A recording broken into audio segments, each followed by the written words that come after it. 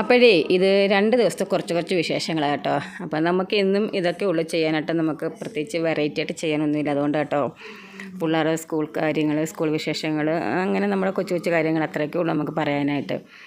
അപ്പം ഇന്നും ലച്ചു സ്കൂൾ വിട്ട് വന്ന വഴിക്കേണ്ട മാഗിയൊക്കെ വാങ്ങിക്കൊണ്ടാണ് വന്നത്.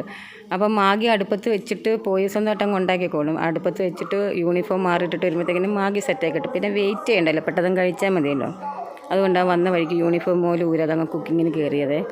അപ്പം പിന്നെ നമ്മുടെ ഡുണ്ടുമോളാണ്. ഡുണ്ടുമോൾക്ക് ഞാനിപ്പോൾ ആദ്യമായിട്ട് ചോറ് കൊടുക്കും കേട്ടോ. ഇതുവരെ ഒരു ബിസ്ക്കറ്റ്, പക്ഷേ ചോറ് കൊടുത്തിട്ടൊക്കെ ചോറും പിന്നെ മീനിൻ്റെ അത് കഴുകിയിട്ട് ഞാൻ കഷ്ണം കഴുകിയിട്ട് അതിൻ്റെ എരിയും പുളിയൊക്കെ കളഞ്ഞിട്ട് ഞാൻ ചോറത്തെ നന്നായിട്ട് പെട്ടി കൊടുത്തു കേട്ടോ. പക്ഷേ തിന്നുന്നൊന്നുമില്ല. പക്ഷേ ഇവിടുത്തെ പപ്പിക്കുഞ്ഞുങ്ങളെല്ലാം ഈ പ്രായത്തിന് മുന്നേ തൊട്ടേ ചോറ് കഴിക്കുന്നതായിരുന്നു. പക്ഷേ ഇവർക്ക് എന്തോ വേണ്ട. ഇവർക്ക് മറ്റേ ബിസ്ക്കറ്റ് ഉണ്ടല്ലോ, നമ്മുടെ റൂട്ടിൻ്റെ ബിസ്ക്കറ്റ്, അത് പാലോ വെള്ളമോ ഒഴിച്ചിങ്ങനെ കുതിർത്ത് കൊടുക്കുമ്പം കഴിക്കും. പിന്നെ നമ്മുടെ ആഷ്മിക്കുട്ടി നേരത്തെ വന്ന വരക്കം ഞങ്ങളുടെ അപ്പുറത്തെ കുഞ്ഞമ്മയുടെ വീട്ടിൽ നിന്ന് വന്നതായിരുന്നേ. വന്നപ്പോൾ കയ്യിലൊരു പൊതിയില്ലായിരുന്നു. അതിനകത്ത് ആ പൊതിയിലെ സാധനമാണ് ഇപ്പോൾ കഴിച്ചുകൊണ്ടിരിക്കുന്നത്. ഇത് കടലമാവും ഉള്ളിയും കൂടെ ഒക്കെ ഇട്ട് ഉണ്ടാക്കുന്നൊരു ബിജിയാണ്. ആഷ്മിയുടെ ഫേവററ്റ് ഐറ്റമാണ്. പക്ഷേ ലച്ചുവിന് ഇതിനോട് വലിയ താല്പര്യമില്ല. അതുകൊണ്ടാണ് 3-4 ലച്ചുവിന് കൊടുത്തത്. ലച്ചു തിന്നുന്ന മാഗിയോടും ആഷ്മിക്ക് വലിയ താല്പര്യമൊന്നുമില്ല. അപ്പോൾ ഇപ്പി ആയാലും മാഗി ആയാലും ആഷ്മിക്കൊരു ശകലം മതി. ലച്ചു ആണെങ്കിൽ എത്ര കിട്ടിയാലും മാഗി കഴിച്ചോളും. ഒരു മാഗി ക്രീസ് ആയിപ്പോയി ഇപ്പോൾ ലച്ചുവിന്. സ്ഥിരം മാഗി വേണമെന്നുള്ളൊരു രീതിയായിപ്പോയി. പക്ഷേ ഞാൻ ആഴ്ച 1-2 ദിവസം, 2 ദിവസം ഒന്നുമില്ല, ഒരു ദിവസമൊക്കെ മേടിച്ച് കൊടുക്കത്തുള്ളൂ. അപ്പോൾ ആഷ്മി സോസ്, ടൊമാറ്റോ സോസൊക്കെ കൂട്ടി അത് കഴിക്കുകയാണ്. ആഷ്മിക്ക് ട്യൂഷന് പോകാൻ സമയമായി. എന്നത്തേം പോലെ ഞാൻ പറഞ്ഞുകൊണ്ടിരിക്കുക ട്യൂഷന് പോകുന്നു.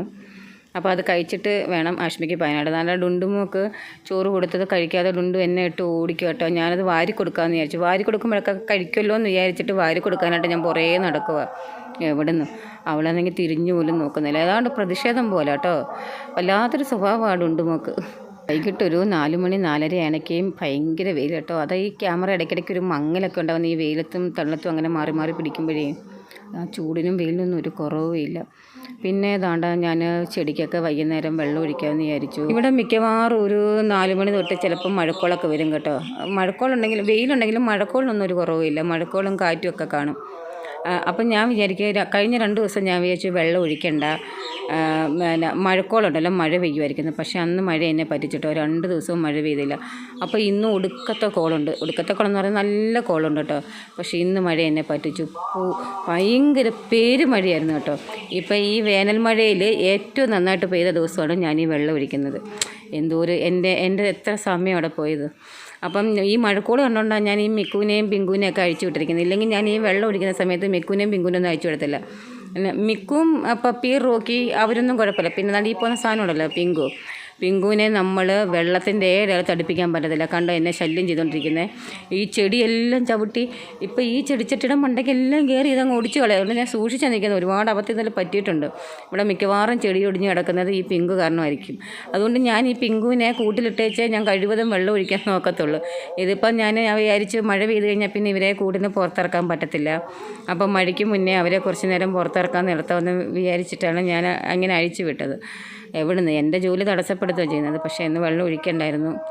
എന്തായാലും പോട്ടെ, ഇനിയിപ്പം പറഞ്ഞിട്ട് കാര്യമില്ലല്ലോ. ഇത് തൊട്ടടുത്ത ദിവസത്തെ വിശേഷമാണ്. ഞാനും ആഷ്മിയും കൂടെ ഒരു 1:30 ആയപ്പോഴത്തേക്കിനും മലനട അമ്പലത്തിൽ ഇന്ന് കൊടിയേറ്റ് കേട്ടോ. മലനട അമ്പലത്തിൽ കൊടിയേറ്റ് സദ്യ കഴിക്കാനായിട്ട് പനി റെഡിയായിട്ടിരിക്കുകയാണ്. അപ്പം ഞങ്ങൾ കാത്തുവിനെ വെയിറ്റ് ചെയ്തിരിക്കുക. അപ്പുറത്തുനിന്ന് അവിടെ കൂട്ടുകാർ കാത്തും കൂടെ വരുന്നുണ്ട്. അപ്പം കാത്തുവിനെ വെയിറ്റ് ചെയ്തിട്ടിരിക്കുകയാണ്. അപ്പം കൊച്ചനും കുഞ്ഞമ്മ എല്ലാവരും ഉണ്ട്. അപ്പോൾ അവരുടെ വണ്ടിയിലങ്ങ് പാന്ന് വിചാരിച്ചു. പൂരി വെയിലാണ്. ഇത് കണ്ടോ, പൂരി വെയിൽ. ഈ വെയിലത്ത് ക്യൂ നിൽക്കുന്ന കാര്യം ഓർത്തപ്പം ഞാനൊന്ന് മടിച്ചതാണ്. കാരണം എനിക്കറിയാം ഭയങ്കര ക്യൂ ആയിരിക്കുമെന്ന്. എന്തായാലും ആണ്ടിലൊരിക്കലുള്ളൊരു കാര്യമല്ല, നമുക്ക് ഒരു ആണ്ടിലും മുടക്കുന്ന കാര്യമല്ല. അതുകൊണ്ട് പോയിട്ട് വരാമെന്ന് വിചാരിച്ചു. അതുകൊണ്ട് ഈ പൂച്ചകളെ കണ്ടോ, ഞാൻ മിക്കുവിനും പിങ്കുവിനും ചോറ് കൊടുക്കാൻ നേരം അവരിവിടെ ഇല്ലായിരുന്നു. അവരിവിടെ ഉണ്ടായിരുന്നു. പക്ഷേ ആ സമയത്ത് പിങ്കു കൂട് തുറന്ന് ഇറങ്ങിയപ്പോഴത്തേക്കിനും പിങ്കുവിനെ കണ്ടപ്പോഴത്തേക്കിനും ഇവരങ്ങ് സ്ഥലം വിട്ടു കേട്ടോ. അപ്പോൾ ഇവർക്കൊന്ന് ചോറ് കൊടുക്കാൻ പറ്റിയില്ല ഉച്ചയ്ക്ക് ആ സമയത്ത്. അപ്പം ഞാൻ കതവ് തുറക്കുന്നു നോക്കിയിരുന്നത് അടുക്കളയുടെ വാതിൽക്കൽ കിടന്ന് ഭയങ്കര കരച്ചിലായിരുന്നു. അപ്പോൾ എനിക്ക് വിഷമം വന്ന് നമ്മളും സദ്യയൊക്കെ കഴിക്കാൻ പോകില്ല. അപ്പോൾ അവരിങ്ങനെ പട്ടിണി കിടന്നത് ശരിയല്ലല്ലോ എന്ന് വിചാരിച്ചിട്ട് അവർക്കും പിന്നെ ചിക്കൻ്റെ കാലുണ്ടല്ലോ, കോഴിയുടെ അല്ലാത്ത കാല് പട്ടികൾക്ക് കൊടുക്കുന്നത്, അതിലെ 2 കഷ്ണവും കുറച്ച് ചോറും കൂടെ ഞാൻ അവർക്ക് എടുത്തിട്ട് കൊടുത്തു. അപ്പോൾ അവരും വിശപ്പൊക്കെ മാറിയിരിക്കട്ടെ. അങ്ങനെ പിന്നെ കാത്തുമൊക്കെ ഒരുങ്ങി വന്നു. ഞങ്ങൾ കണ്ട തോണ്ടലിലോട്ട് പോവുകയാണ്. ഞങ്ങൾ അവിടുന്ന് അങ്ങ് പോകാൻ, ഞങ്ങളെല്ലാവരും ഒരുമിച്ച് അങ്ങ് പോകാമെന്ന് വിചാരിച്ചാൽ സ്കൂട്ടറിലൊന്നും പോകാൻ പറ്റത്തില്ല. ഭയങ്കര ചൂട്, വെയിലും സഹിക്കാൻ വയ്യ. ഞാനാണെങ്കിൽ 12 മണിക്ക് കയറി വെറുതെ മൊബൈലൊക്കെ നോക്കിക്കൊണ്ട് വെറുതെ ജോലിയൊക്കെ കഴിഞ്ഞപ്പം കയറി കിടന്നതാട്ടോ. ഉറങ്ങിപ്പോയി. ഞാൻ ഏകദേശം 1:15 ഞാൻ കണ്ണ് തുറന്നപ്പോൾ ഞാൻ നന്നായിട്ടങ്ങ് ഉറങ്ങിപ്പോയി. ഞാനിങ്ങനെ ഉച്ചയ്ക്ക് ഉറങ്ങുന്നില്ല, പക്ഷേ നന്നായിട്ടങ്ങ് ഉറങ്ങിപ്പോയി. ഭയങ്കര ഒടുക്കത്തെ തലവേദനയായിപ്പോയി. അങ്ങ് ഉച്ചയ്ക്ക് ഉറങ്ങി കഴിഞ്ഞാൽ പിന്നെ ഭയങ്കര തലവേദന. അതുകൊണ്ട് വണ്ടി ഇപ്പം ഞങ്ങൾ അമ്പലത്തിലെത്തി കേട്ടോ. വണ്ടി ഇടാനാണെങ്കിൽ സ്ഥലവും ഇല്ല, ഒന്നുമില്ല. ഇങ്ങനെ കിലോമീറ്ററുകൾക്ക് ഇപ്പുറം വരെ ക്യൂ ആയിരുന്നു. വണ്ടികൾ നിർത്താനുള്ളൊരു സ്ഥലമില്ലായിരുന്നു. 11 മണിക്ക് തുടങ്ങിയ സദ്യയാണ്. ഞങ്ങളവിടെ ചെല്ലുമ്പോഴത്തേക്കിനും 1:30 കഴിഞ്ഞായിരുന്നു. 1:30-1:45 സമയം. ഞങ്ങൾക്ക് ഇവിടെ നിന്ന് ഒരു 5 മിനിറ്റത്തെ യാത്രയേ ഉള്ളൂ, വണ്ടിയിൽ ഒരു 5 മിനിറ്റ് പോയാൽ മതി. കണ്ടോ ഞങ്ങളുടെ മലനിരയിലെ ഭംഗി കണ്ടോ. അങ്ങ് വയലിന് നടുക്കൊരു ഗോപുരമൊക്കെ പണിയുന്നുണ്ട്. അത് പക്ഷേ നമ്മൾ രാത്രി ചെല്ലുമ്പോഴാണ് ലൈറ്റൊക്കെ ആയിട്ട് എടുക്കാൻ നല്ല രസമായിരിക്കും. അപ്പം നമ്മളിനി അങ്ങോട്ട് നമ്മുടെ മലനടയിലെ വിശേഷങ്ങളായിരിക്കും. മലനട ഉത്സവം എന്ന് പറഞ്ഞു കഴിഞ്ഞാൽ ഒരു ഒന്നൊന്നര ഉത്സവമാണ്. ഞങ്ങൾ 7 കരക്കാർക്കും ഭയങ്കര ഒരു സന്തോഷമുള്ളൊരു സമയമാണ് ഇത്. നമ്മൾ എന്ന് വെച്ചാൽ എല്ലാ വീട്ടിലും മലനട കൊടി കയറി കഴിഞ്ഞാൽ പിന്നെ ഉത്സവം, എല്ലാ ദിവസവും ഉത്സവമാണ്. തീർന്നു കഴിയുമ്പോൾ പിന്നെ നമുക്കൊരു സങ്കടം. അതാണ് മലനട ഉത്സവം. ഭയങ്കര രസമാണ് കേട്ടോ. ദൈവമേ, ഞങ്ങളിങ്ങനെ പൊരി വെയിലത്ത് നിൽക്കുന്നുണ്ടോ. ഇന്ദു ചേച്ചി ആണെങ്കിൽ, എനിക്കാണെങ്കിൽ ഷാളും ഇല്ല. ഇന്ദു ചേച്ചി ആണെങ്കിൽ ഷാളും എടുത്തിട്ടിട്ട് പിള്ളേരെ തലയിലിടുമായിരുന്നു. അപ്പം ഞങ്ങൾ കുറച്ച് മുന്നോട്ട് പൊരി വെയിലായിപ്പോയി കേട്ടോ. അതുകൊണ്ട് അതിൻ്റെ ഇടയ്ക്ക് വണ്ടികളുടെ ബഹളവും എല്ലാം കൂടെ. അപ്പം ഞങ്ങൾ കുറച്ചങ്ങോട്ട് നീങ്ങി നിന്നിട്ട് പറഞ്ഞ്, പിള്ളേരോട് പറഞ്ഞ്, നിങ്ങൾ ആ തള്ളി നോക്കി നിൽക്കി, അങ്ങ് എത്തുമ്പോഴത്തേക്കിനും ഞങ്ങളുടെ കൂടെ അങ്ങ് കയറിയാൽ മതിയെന്ന് പറഞ്ഞു. എവിടെ നിന്ന് പിള്ളേർക്കാണെങ്കിൽ കുറച്ച് നേരം ആ തള്ളത്തിൽ നിന്ന് കേട്ടോ. പിന്നെ അവർക്ക് ഉടനെ നമ്മുടെ ക്യൂവിനകത്ത് കയറി നിൽക്കണം. പിന്നെയും കുറച്ച് നേരം വെയിലത്ത് നിന്ന് ഞങ്ങളുടെ കൂടെ ക്യൂവിനകത്ത് നിന്ന് പിന്നെ ഞങ്ങൾ ഓടിച്ച് തളത്തെങ്ങാനും പോയി നിൽക്കാൻ പറഞ്ഞതുകൊണ്ട് അവിടെ എന്തോരം മാവാണെന്നറിയാമോ. എല്ലാ മാവിലും നിറച്ച് തുരുതുരാ മാങ്ങ കിടക്കുക. അതുകൊണ്ട് ആ കാണുന്ന കടയും വീടും എല്ലാം കൂടെ ഉള്ളത് ലച്ചുവിൻ്റെ ക്ലാസ്സിൽ പഠിക്കുന്ന ലച്ചുവിൻ്റെ കൂട്ടുകാരിയുടെ വീടാണ് കേട്ടോ. അങ്ങനെ കണ്ട് ഒടുക്കത്തെ ക്യൂവും ഒടുക്കത്തെ വെയിലും. ഞാൻ ആകെ ക്ഷീണിച്ച് ഉച്ചയ്ക്ക് ഉറങ്ങിയതിൻ്റെ ക്ഷീണവും അവശതയും എല്ലാം കൂടെ അങ്ങ് പെട്ടുപോയി.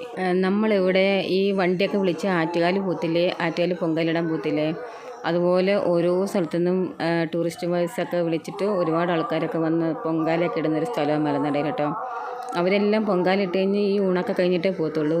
അത് പക്ഷേ 11 മണിക്ക് തുടങ്ങിയതായതുകൊണ്ട് അവരെല്ലാം ഊണൊക്കെ കഴിച്ചിട്ട് ഞങ്ങൾ വന്നപ്പോഴത്തേനും വണ്ടികളെല്ലാം പോയി കഴിഞ്ഞു പൊങ്കാലയുടെ. പക്ഷേ ഒടുക്കത്തെ 2 സൈഡിൽ നിന്നും ക്യൂ ആയിരുന്നു കേട്ടോ. 2 സൈഡിൽ നിന്ന് ഒടുക്കത്തെ ക്യൂ ആയിരുന്നു. സത്യം പറഞ്ഞാൽ ഈ വെയിലത്ത് നിന്ന് ഒരുപാട് പേര് തലകറങ്ങി വീണു കേട്ടോ. ഒത്തിരി പേര് തലകറങ്ങി വീണ്. അത്രയ്ക്കും സഹിക്കാൻ വയ്യാത്ത വെയിലുന്നു. പക്ഷേ ഞങ്ങൾ ഊണൊക്കെ കഴിച്ചിട്ട് വന്നപ്പോഴത്തേക്കിനും പിന്നെ ഒരു മഴക്കോളായി, പിന്നെ വെയിലും ഇല്ല, ഒരു കുന്തവും ഇല്ല. അതാണ്ട് ഇത് അമ്പലക്കുളമാണേ. ഇത് അമ്പലത്തിലെ കുളമാണ്. പക്ഷേ കഴിഞ്ഞ വർഷത്തിൻ്റെ അനേക വർഷം ഇവിടെ കുളത്തിൽ വീണിട്ട് 2 കുട്ടികൾ മരിച്ചായിരുന്നു. നമ്മുടെ വീടിൻ്റെ അടുത്തുള്ള ഒരു പയ്യൻ നമ്മുടെ വീടിൻ്റെ അടുത്തുള്ളതാണ്.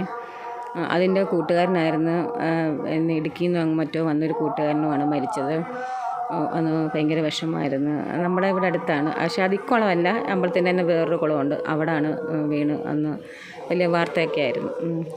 അങ്ങനെ നമ്മൾ 3/4 മണിക്കൂറിന് ശേഷം നമ്മുടെ കയ്യിലോട്ട് പാത്രം കിട്ടിയിട്ടുണ്ട് കേട്ടോ. ഭയങ്കര സന്തോഷമുള്ളൊരു സമയമായിരുന്നേ ആ പാത്രം കയ്യിലോട്ട് കിട്ടിയപ്പം. കാരണം അത്രയ്ക്ക് വെയിൽ കൊണ്ട് പൊരിഞ്ഞ് മുഖമെല്ലാം കറുത്ത് കറകറാന്നായി. അയ്യോ, ഒന്നും പറയണ്ട. അതുകൊണ്ട് അതിൻ്റെ ബാക്കിലാണ് പാചകം ചെയ്യുന്നിടമാണ്. ആ പാചകക്കാരെല്ലാം നല്ല ഭക്ഷണം കഴിക്കാനാണ്. അവരും ഈ പറയുന്നെങ്കിലും 2:30-2:30യോളമായി. ഞങ്ങൾ ക്യൂ നിന്ന് ചോറ് മേടിച്ചപ്പോഴത്തേനും 2:30ആയി. എന്നിട്ടും ആ ക്യൂ ഇങ്ങനെ നിൽക്കുകയാണ് കേട്ടോ. ഞങ്ങൾ ഫ്രണ്ടിൽ വന്നിടയ്ക്ക് അങ്ങേ അറ്റം വരെയും ക്യൂ നിൽക്കുകയാണ്. അങ്ങനെ എല്ലാം ഉണ്ടായിരുന്നു. സദ്യക്ക് വേണ്ടുന്ന എല്ലാ കൂട്ടാനും ഉണ്ടായിരുന്നു. പക്ഷേ കടുമാങ്ങയില്ലായിരുന്നു. അയ്യോ, ഈ സീസണായിട്ടും കടുമാങ്ങയില്ല. ഞാനത് കഷ്ടമായിപ്പോയി. നാരങ്ങയായിരുന്നു. കടുമാങ്ങ വേണമായിരുന്നു സാമ്പാറിൻ്റെ കൂടെ. കടുമാങ്ങ എനിക്ക് ഭയങ്കര ഇഷ്ടമാണ്. അപ്പം ഇത് നമ്മുടെ അമ്പലത്തിൻ്റെ വക പുതിയ ഓഡിറ്റോറിയം കേട്ടോ. പണി നടന്നുകൊണ്ടിരിക്കുകയാണ്. വർഷങ്ങളായി പണി തുടങ്ങിയിട്ട്. അപ്പം നല്ല പണി പുരോഗമിച്ചുകൊണ്ടിരിക്കുക. അപ്പം എല്ലാവരും ഇതിനകത്താണ് കഴിക്കുന്നത്. ഇതിനകത്തൊക്കെ സ്ഥലം കണ്ടെത്തുക എന്നുള്ളത് ഭയങ്കര പാടാണ്. എന്തായാലും നമുക്ക് കൊടുക്കാൻ സ്ഥലം കിട്ടി. അങ്ങനെ ഞങ്ങളെല്ലാവരും കൂടെ ഫുഡ് കഴിക്കുകയാണ്. സാമ്പാറും പരിപ്പും പപ്പടമൊക്കെ നല്ലതായിരുന്നു. പക്ഷേ എല്ലാത്തിനും ഉപ്പ് കുറവായിരുന്നു. എല്ലാത്തിനും പരിപ്പിനും പപ്പടം ഇട്ടണമെങ്കിലും പരിപ്പിന് ഉപ്പില്ലായിരുന്നു കേട്ടോ. അപ്പം പക്ഷേ എക്സ്ട്രാ ഇച്ചിരി ഉപ്പോടെ തന്നാൽ മതിയായിരുന്നു. അത് കാണുമായിരിക്കും, പക്ഷേ എന്നെ കണ്ണിപ്പെടാഞ്ഞിട്ടായിരിക്കും. കാരണം ഉപ്പെന്ന് പറയുന്ന സംഭവം എല്ലാ സദ്യക്കും കുറച്ചല്ലേ ഇടത്തുള്ളൂ. കാരണം ഉപ്പ് വേണ്ടുന്നവരും വേണ്ടുന്നവർക്ക് കുറച്ചുകൂടി ഇട്ട് കഴിക്കാം.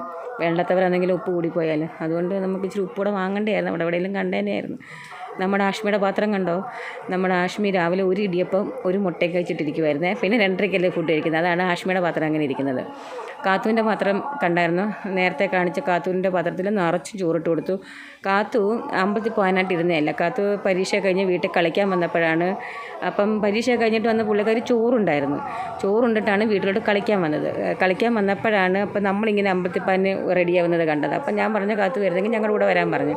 അങ്ങനെ കാത്തു ഒരു രസത്തിന് വന്നതാണ്. പക്ഷേ കാത്തുവിനെ കണ്ടപ്പോൾ കാത്തുവിൻ്റെ പാത്രത്തിൽ ഉടുക്കത്തെ ചോറും അങ്ങ് ഇട്ട് കൊടുത്തവർ. കാത്തു അങ്ങനെ കുറച്ചേ കഴിച്ചുള്ളൂ കേട്ടോ, വയറ് നിറഞ്ഞിരിക്കുമായിരുന്നു. അങ്ങനെ ഞങ്ങൾ പാത്രമൊക്കെ കഴുകി കൈയൊക്കെ കഴുകി എല്ലാം സെറ്റായിട്ട് വന്നപ്പോഴത്തേക്കും നമ്മുടെ കൂനമ്പായ കുളത്തെ നോട്ടീസും കൊണ്ട് ഒരാളിരിപ്പുണ്ടായിരുന്നു കേട്ടോ. അങ്ങനെ ഞങ്ങൾ നോട്ടീസൊക്കെ വാങ്ങി നമ്മുടെ ക്യൂ നോക്കിയേ, ഒടുക്കത്തെ ക്യൂ കേട്ടോ, ഭയങ്കര ക്യൂ ആണ്.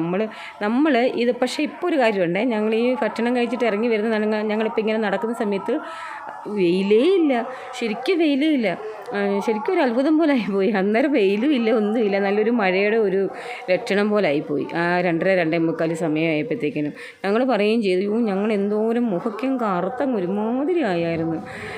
പിന്നെ മൊത്തം ഐസ്ക്രീം വണ്ടികളാണെന്നില്ല. ഞാനങ്ങനെ പിള്ളേരോട് ചോദിച്ചാൽ ഐസ്ക്രീം വേണ്ടെന്നൊക്കെ ചോദിച്ചു. അപ്പോൾ പിന്നെ എന്ത് ചേച്ചി പറഞ്ഞു, എന്ത് ചേച്ചി വാങ്ങിച്ചു കൊടുക്കാമെന്ന് പറഞ്ഞിട്ടാണ്ട് ഐസ്ക്രീം വാങ്ങാൻ പോവാണേ. പിന്നെ ഐസ്ക്രീമിൻ്റെ ഇടയ്ക്ക് ചെല്ലുമ്പോൾ പിന്നെ കൺഫ്യൂഷനാണല്ലോ, ഏത് ഫ്ലേവർ വാങ്ങണം എന്നുള്ളത്. പിന്നെ അവർ ചോദിച്ച ഫ്ലേവർ അല്ലായിരുന്നു. അങ്ങനെ ചോക്ലേറ്റിന് 2 കോൺ ഐസ്ക്രീമും പിന്നെ 2 ചോക്കോബാറും ഒക്കെ വാങ്ങി ഞങ്ങൾ വീട്ടിലോട്ട് പോകും കേട്ടോ. അപ്പം ഇതിൻ്റെ ഇടയ്ക്ക് ഒരു സങ്കടമുള്ള എന്താണെന്ന് വെച്ചാൽ ലച്ചു നമ്മുടെ കൂടെ ഇല്ലാത്തതാണ് കേട്ടോ. ലച്ചുവിന് ഭയങ്കര ഇഷ്ടമാണ് ഇങ്ങനെ അമ്പലത്തിൽ വരുന്നതും സദ്യ കഴിക്കുന്നതും ഒക്കെ ഇഷ്ടമാണ്. അപ്പോൾ എന്നോട് പറഞ്ഞായിരുന്നു രാവിലെ, അമ്മ എന്നെ ഉച്ചയ്ക്ക് വന്ന് വിളിക്കണേ, കഷ്ടമുണ്ട് ഉച്ച കഴിഞ്ഞിട്ടുള്ള ക്ലാസ് കട്ട് ചെയ്യാമെന്ന്. ഞാൻ പറഞ്ഞത് പറ്റത്തില്ല, കാരണം 9ാം ക്ലാസ് 10ാം ക്ലാസ്സിനേക്കാട്ടിലും പാടാ CBSEക്കാർക്ക് 9ാം ക്ലാസ് എന്നാണ് പറയുന്നത് കേട്ടോ. പഠിച്ചവരെല്ലാം പറയുന്നു 9ാം ക്ലാസ് ഭയങ്കര ടഫാണ് പഠിക്കാനായിട്ട്. അപ്പം ഞാൻ പറഞ്ഞു, എൻ്റെ പൊന്നു കുഞ്ഞെ ക്ലാസ് കളയാൻ പാടില്ല, ക്ലാസ് കളയേണ്ട, നമുക്ക് ഉത്സവമൊക്കെ ഇനിയും വരും, നമുക്ക് ഇനിയും അമ്പലത്തിൽ പോയി സദ്യ കഴിക്കാം, കൊടിയേറ്റമൊക്കെ നമുക്ക് ഇനിയും കാണാം, അതുകൊണ്ട് നീ ക്ലാസ് ഒഴിവാക്കണ്ടെന്ന് പറഞ്ഞു കേട്ടോ. അപ്പം ഞാൻ വിളിക്കാനൊന്നും പോയില്ല, അപ്പം അതിൻ്റെ ഒരു സങ്കടം എനിക്കുണ്ട്. ഇനിയിപ്പോൾ എല്ലാം പോട്ടെ, പറഞ്ഞിട്ട് കാര്യമില്ല. അപ്പം ഞങ്ങൾ ഐസ്ക്രീം എല്ലാം വണ്ടിയിലിരുന്ന് തന്നെ അങ്ങ് കഴിച്ചു കേട്ടോ. അങ്ങനെ ഞങ്ങൾ വീട്ടിൽ വന്ന് കുറച്ച് സമയം കഴിഞ്ഞപ്പോഴത്തേക്കിനും പറങ്ങാടി വന്നു ഓതാനായിട്ട്. ഇത് കൊടിയേറ്റ് ദിവസം മുതൽ മലനട അമ്പലത്തിൽ നിന്ന് ഇതുപോലെ ഒരുപാട് പേരുണ്ട്, പല ഏരിയയിലായിട്ട് നമ്മുടെ 7 കരയിലും എല്ലാ കരയിലും പോവും. ഇങ്ങനെ വന്നു ഓതും. അപ്പം നമ്മൾ ഇവർക്കൊരു ചെറിയ ദക്ഷിണയൊക്കെ കൊടുക്കണം. ഇവർ നന്നായിട്ട് ഓതി നമ്മുടെ വീട്ടിൽ വന്ന് നമ്മുടെ ആൾക്കാരെയും നമ്മുടെ വീടും എല്ലാം ദോഷങ്ങളെല്ലാം മാറാൻ വേണ്ടി ഓതുന്ന ഒരു കാഴ്ച ഇപ്പോൾ കണ്ടുകൊണ്ടിരിക്കുന്നത്. അപ്പോൾ ഇതെങ്ങനെ ഓതുന്നതെന്നുള്ളത് ശരിക്കും ഞാൻ ഈ അദ്ദേഹത്തിൻ്റെ വോയിസ് തന്നെ കൊടുക്കാനാണെന്ന് വിചാരിച്ചിട്ട്, പക്ഷേ നമ്മുടെ മിക്കവും ഒന്നും സമ്മതിക്കത്തില്ല, അവരുടെ വോയിസ് മാത്രമേ കേൾക്കാനുള്ളൂ. കാരണം ഒടുക്കത്തെ കുരയാണ് കേട്ടോ. ഇദ്ദേഹത്തിന് വോയിസ് കേൾക്കാനേ ഇല്ല അതിനകത്ത്. ഞാൻ എത്ര അടക്കി നിർത്തിയിട്ടും അത് പിന്നെ അവർക്ക് പട്ടികളല്ലേ, അവർക്ക് ഇതൊക്കെ കാണുമ്പം പിന്നെ കുരയും ബഹളമൊക്കെ ആണല്ലോ. അപ്പോൾ ഇന്നത്തെ വിശേഷങ്ങൾ എത്രയൊക്കെയുള്ളൂ. അപ്പോൾ ആദ്യമായിട്ട് കാണുന്നവരുണ്ടെങ്കിൽ ദയവായി ഒന്ന് സബ്സ്ക്രൈബ് ചെയ്ത് എൻ്റെ ചാനൽ ഒന്ന് സപ്പോർട്ട് ചെയ്യണേ.